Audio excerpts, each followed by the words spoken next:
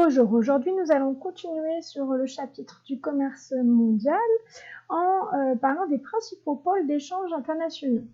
Donc il est à retenir ici à l'origine la triade, c'est-à-dire l'Union européenne, l'Europe des 12, les États-Unis et le Japon étaient à l'origine du commerce mondial et s'échangeaient la plupart des biens et services dans le monde. Ensuite est venu de nombreux nouveaux acteurs et de pays qui se sont développés à l'aide d'accords commerciaux également présents dans le monde, ce qui nous a permis d'augmenter encore les échanges mondiaux. On peut citer donc l'Union européenne que nous connaissons et qui permet de transiter des biens et des services dans de nombreux pays et donc d'augmenter nos exportations et des importations. Il y a également l'ASEAN qui compte l'Indonésie, la Thaïlande, le Cambodge, la Malaisie, les Philippines et l'ASEAN plus 3 où on va rajouter la Chine, la Corée du Sud et le Japon. Nous pouvons également noter comme accord commercial la MENA qui est représentée par les États-Unis, le Canada et le Mexique, mais nous avons bien d'autres accords dans le monde qui permettent de faciliter les échanges et d'accroître encore notre interdépendance et nos échanges entre pays. Il y a également les firmes multinationales qui caractérisent grandement les échanges internationaux.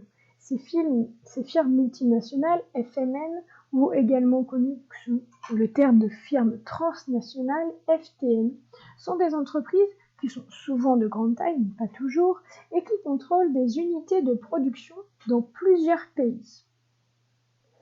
On a comme exemple l'entreprise Nestlé ou l'entreprise Ikea qui possèdent des unités partout dans le monde. Ces firmes multinationales sont à l'origine de 2/3 du commerce international. C'est un commerce intra-firme, c'est-à-dire que les filiales de ces différentes entreprises commercent entre elles. Nous avons une filiale dans un pays, imaginons un pays d'Asie où nous avons de la production et de la main-d'œuvre peu chère, avec donc la production de certains biens qui seront faits en Asie, mais l'élaboration ou la conception des produits qui peut se faire dans un pays plus développé, comme en Europe ou aux États-Unis. Ces deux filiales vont échanger des services ou des biens et donc vont faire partie des exportations ou des importations, selon où on se place, des pays. Donc ce commerce intra-firme, c'est donc un échange au sein d'une même entreprise entre filiales. Prenons l'exemple de l'iPhone. Il nous présente la division internationale du processus productif, le DIPP. Nous avons ici une représentation de la production de l'iPhone avec les écrans et les caméras qui sont réalisés au Japon et les batteries en Chine. Nous avons aux États-Unis les écrans ou des cartes Wi-Fi par exemple. Nous avons donc de nombreuses productions partout dans le monde et les filiales vont s'échanger les produits réalisés entre elles. Ce sont donc des produits qui sont non terminés. On ne va pas transiter des iPhones au complet, mais de nombreux composants qui, une fois assemblés, produiront l'iPhone.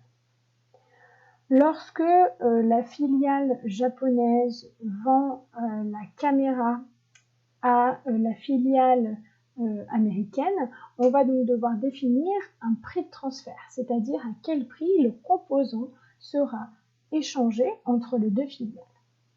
Les entreprises adoptent des stratégies pour définir un pays où un maximum de bénéfices sera réalisé dans ce pays et ce pays-là sera choisi en fonction de ses politiques d'imposition. On va donc, en fonction du pays et de la politique d'imposition de celui-ci, déterminer un prix de transfert qui est plus bas ou plus haut que celui du marché, puisqu'ici, ce sont les filiales entre elles qui choisissent le prix de transfert entre les filiales. Il est donc parfois intéressant de vendre un produit à un prix supérieur au marché pour enregistrer un bénéfice plus important dans un pays où l'impôt est faible. Cela permet des optimisations fiscales. On a comptabilisé qu'environ 60% des biens échangés sont des biens en pièces détachées. Donc finalement, le commerce de biens, les exportations ou les importations de biens, concernent que des pièces détachées qui seront ensuite assemblées pour faire des produits finis. Voilà pour cette fin de présentation sur le commerce mondial. N'hésitez pas à retourner voir les vidéos si vous avez besoin d'éclaircissements. Bonne journée!